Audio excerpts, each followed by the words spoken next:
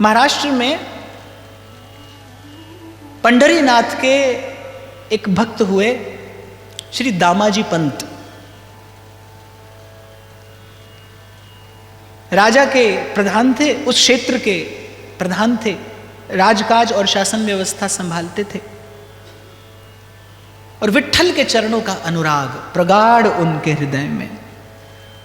और मैं जब जब भक्तों का जीवन चरित्र पढ़ता हूं, मुझे बहुत कम भक्त ऐसे मिले जो संसार से दूर छिप कर कहीं एकांत गिरी कंदरा में रहकर भजन करते हो।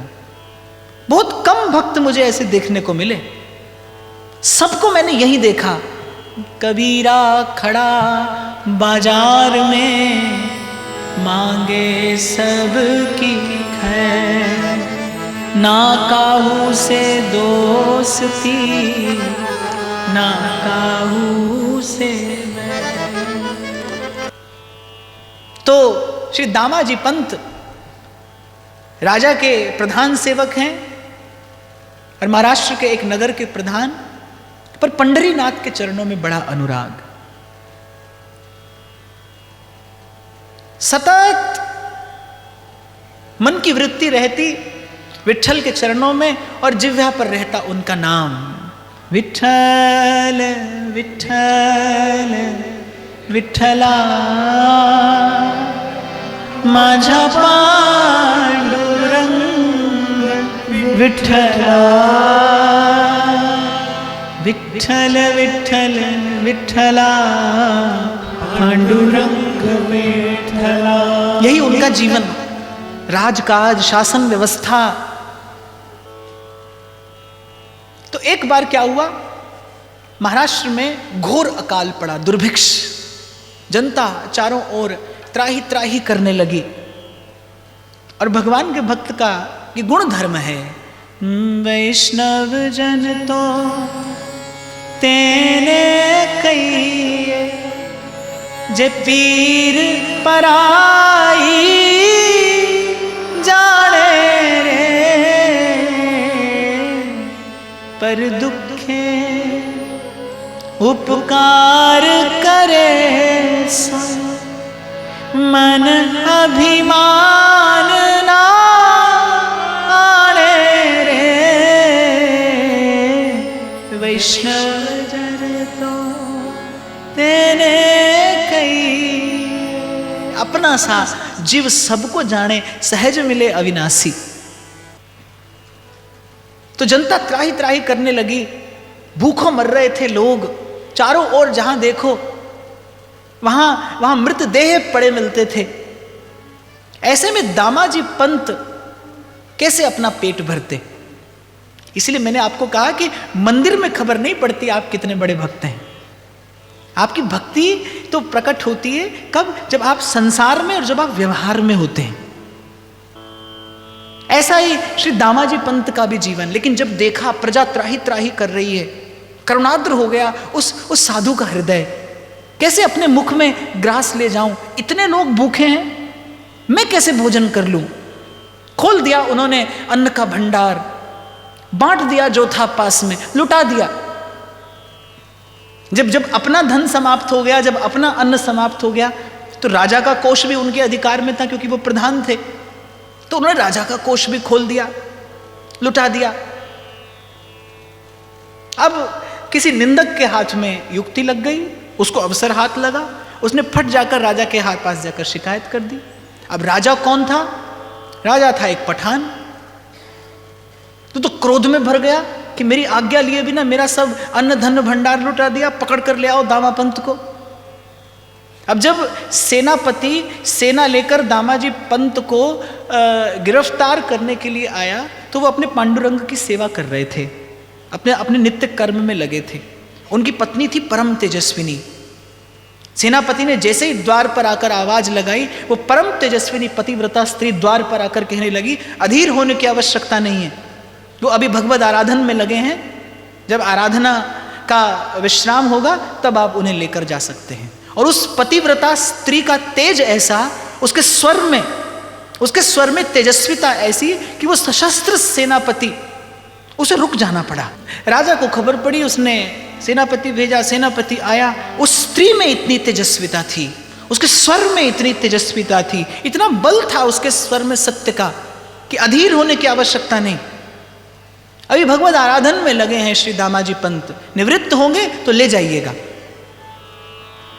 निवृत्त हो जाएंगे तो ले जाइएगा। जितने तारे गगन में उतने शत्रु हों, कृपा हो गिरधर लाल की बाल न बांका हो। दामाजी अपनी नित्य की पूजा से, सेवा से निवृत्त हुए, बाहर आए, सेनापति को देखा। सेनापति ने कहा कि बादशाह ने आपको याद किया है, आपको गिरफ्तार करके ले जाने को कहा है। दामाजी पंत चल पड़े। मार्ग में पंढरपुर पड़ा। दामाजी पंत ने कहा कि यद्यपि इस समय मैं कैदी हूं, मुझे अपनी इच्छा अभिव्यक्त करने की कोई स्वतंत्रता नहीं है, फिर भी यदि आप आज्ञा दें तो मैं एक बार अपने अपने प्रभु का दर्शन करना चाहता हूं। सेनापति ने श्री दामाजी पंत को आज्ञा दे दी। हाथ में बेड़ी है। मंदिर में प्रभु के सन्मुख जैसे ही हुए, अश्रुधार बह पड़ी कि प्रभु, यदि मैंने कुछ भी अनुचित किया हो, यद्यपि मैंने बिना अधिकार के राजा के अन्न को दीनहीन में, भूखों में, दरिद्रों में बांटा है, यद्यपि मैं अपराधी हूं, पर फिर भी आपकी दृष्टि में भी यदि मैं अपराधी हूं तो आप मुझे दंड दीजिएगा प्रभु। किसी अन्य के हाथ से मुझे दंडित न कराइए, भक्ति लज्जित होगी। करुण प्रार्थना भक्त के हृदय से फूट पड़ी।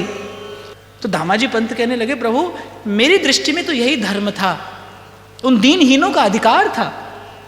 भोजन पाने की पात्रता क्या है? भूखे हो तो आपको भोजन का अधिकार है। उन दीनहीनों का अधिकार था भोजन पर, मैंने बांट दिया। और आपका भक्त होकर यदि मन में दया ना हो तो फिर भक्ति कैसी? भक्ति का अपयश होता प्रभु, आपका अपयश होता। इधर दामाजी पंत बात कर रहे हैं विट्ठल से, और वहां उधर भक्तों के भगवान, जिमि बालक राखे महतारी, करऊं सदा तिन्हकी रखवारी। पहुंच गए, सेवक का भेष बनाया, सांवला सलोना सा वो एक युवक, फटी सी धोती पहने, और पहुंचा बादशाह के पास कि मुझे दामाजी पंत ने भेजा है। क्यों भेजा है? आपका जितना धन उन्होंने दीनहीनों में बांटा है, दरिद्रों में बांटा है, उस उस अन्न के बदले में जो भी धन है वो देने के लिए भेजा है, आपका कर्ज चुकाने के लिए भेजा है। छोटी सी पोटली बादशाह के खजांची के हाथ में दी।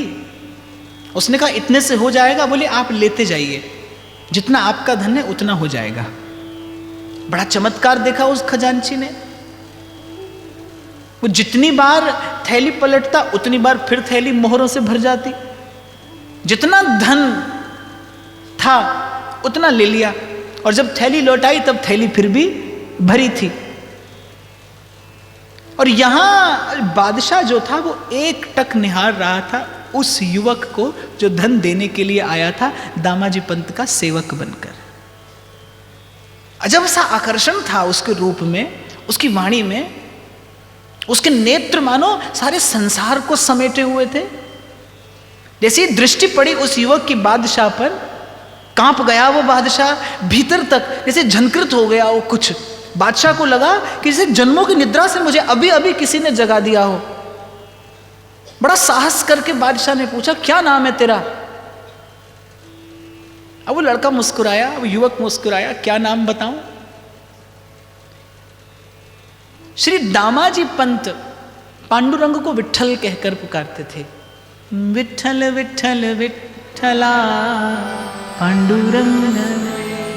कोई नहीं जानता था कि श्री दामाजी पंत के मन में विट्ठल के प्रति वात्सल्य भाव था। भगवान को अपना अपना पुत्रवत जानकर कभी कभी प्रभु से लाड लड़ाया करते थे, और ये बात कोई नहीं जानता था। और अपने मन में भगवान को कभी कभी विट्ठू कह दिया करते थे। विट्ठल से विट्ठू, प्रेम से कभी प्रभु को विट्ठू कहकर पुकार लिया करते थे। प्रभु के मन में जाने क्या कौतुक आया। बादशाह ने पूछा, नाम क्या है तेरा? उस युवक ने उत्तर दिया, बिट्ठू। उसके स्वर में ऐसा माधुर्य, उसके रूप में ऐसा माधुर्य, उसकी वाणी इतनी मधुर कि बादशाह तो मानो मन ही मन अपना सब कुछ न्यौछावर कर बैठा बिट्ठू के चरणों पर।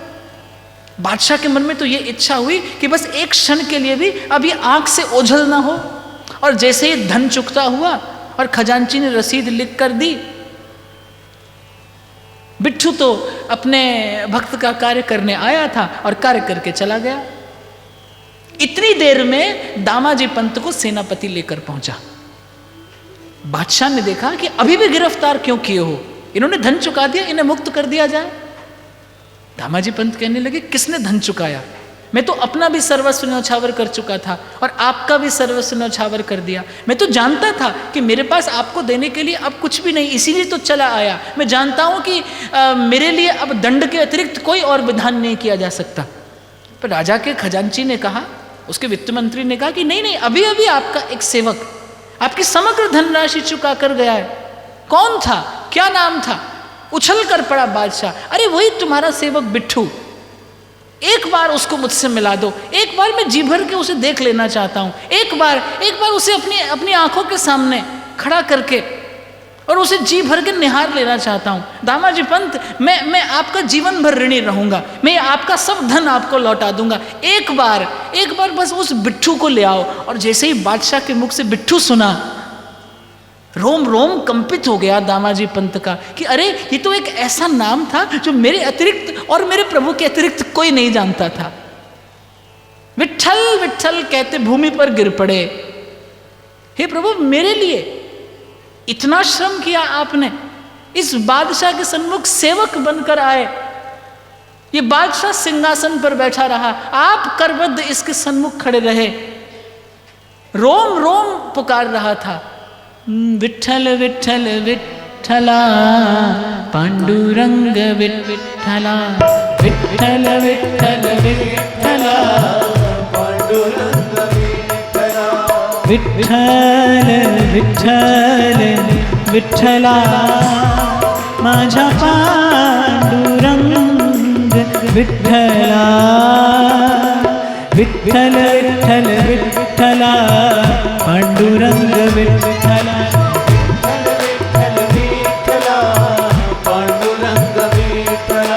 विट्ठल विट्ठल विट्ठला माझा पांडुरंग विट्ठला।